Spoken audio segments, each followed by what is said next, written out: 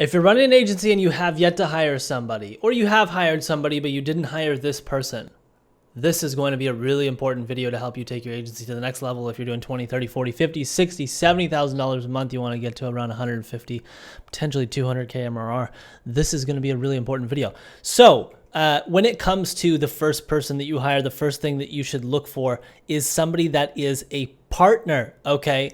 What do I mean by partner? I mean, this person could potentially have the potential to hold equity and have a high level position like a CEO or a COO or a director or something like this in the next 12, 24, 36 months. Okay, it doesn't need to be right away. This is super important. And why should you do that? Well, let's say you hire a regular person, and then what? Well, the results are subpar. Why wouldn't you just try to hire somebody that had the potential to be a business partner? It's a much better strategy, in my opinion, long term. Okay, vet for rocket fuel. So if you're going to look for a partner, what you should do is you should look for somebody that's the antithesis of you. I've talked about this before in the past. Rocket Fuel is a good book. It's by Gino Wickman. You should read that book and get to know the differences between visionaries and integrators. And if you're a visionary, you want to look for an integrator. That's the first step.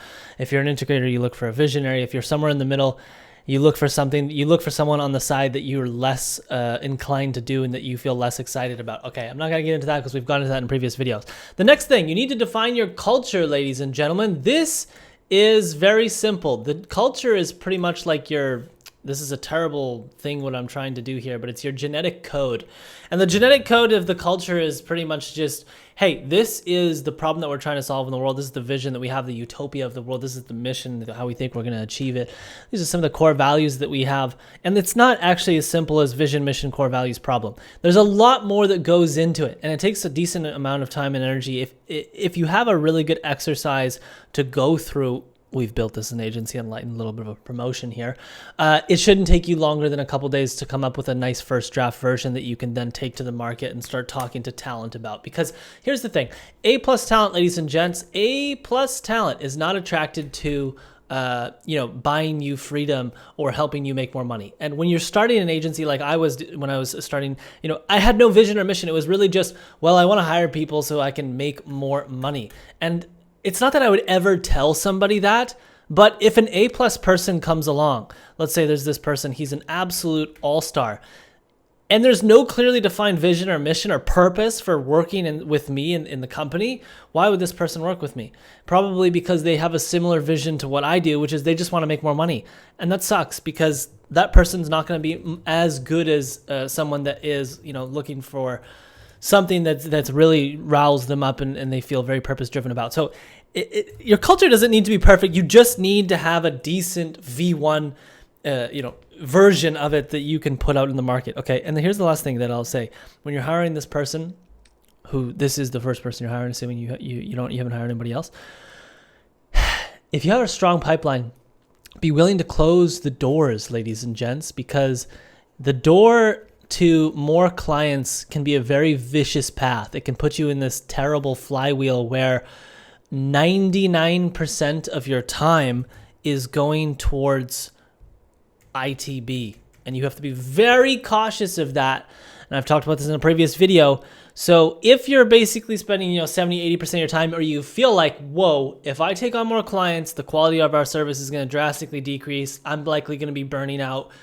Great. Close the doors, get clear on your culture, get clear on your vetting practices that you're going to use as you go through the interview process with people who you need to hire. Take all the psycho, I forgot what the term was, but just like personality tests and different tests that you can take that aren't also personality tests, but different. I forget what it's called, psychoanalytic, psychometrical, I forget the name for it. But they're not personality tests. There's different types of tests you can do to figure out your modus operandi. There's COBA, there's Clifton Strengths, there's Culture Index, there's crystallizer assessment. There's a lot of assessments that you should be doing amongst you and your other founder, and then getting clear on your culture. And then, of course, from there, figuring out who's the ideal person that you need to go after. And you should be willing to close the doors if you need to. And that's fine. You can put people on a waiting list. Doing this, defining everything I've just outlined here, shouldn't you take you more than like a week to do?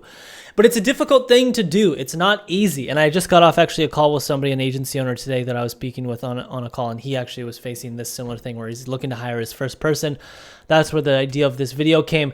And I said, look, this is the most important thing. This is the most important thing. You don't want to fuck it up. You cannot screw it up, because if you make the wrong first hire or second hire or third hire, God forbid you make, a few bad hires in the beginning, you're going to suffer, and you're going to really struggle to blow past whatever the MRR point that you're currently at. Let's say that, you're at like 30K a month right now, and you want to get to 100. Well, the first few hires that you make is what's going to help you cross this bridge. And so if you make terrible hires, expect that you're not going to be able to cross this bridge, and then it's going to be a terrible journey. And this is actually what I experienced for myself in Better AMS.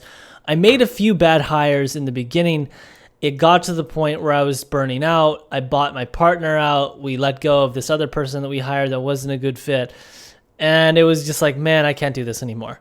And that sucked, because had I, had somebody to guide me along the way and say, hey, look, you're at this point where you need to hire somebody. Here's what you need to look for when you're hiring somebody. And here's what you should do before you give out equity to somebody else. Wow, it would have saved me probably 1.5 years, 2 years of pain. And I think our agency would be a lot bigger and a lot better, because, I would have been able to foresee what would help drive the company forward, and I would have, not fallen for these pitfalls.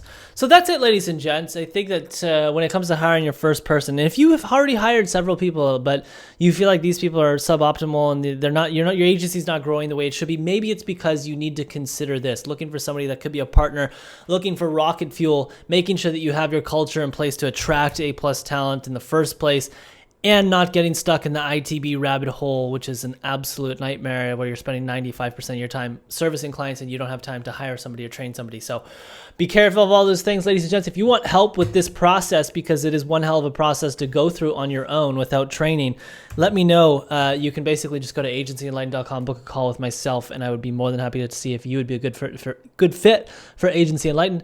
And that's about it. If you haven't already subscribed to the channel, please do so. I don't think I introduced myself, but my name is Taylor Benchard. I run an agency called Better AMS, and we do about 160,000 a month. We're looking to do about 200,000 a month by the end of this year.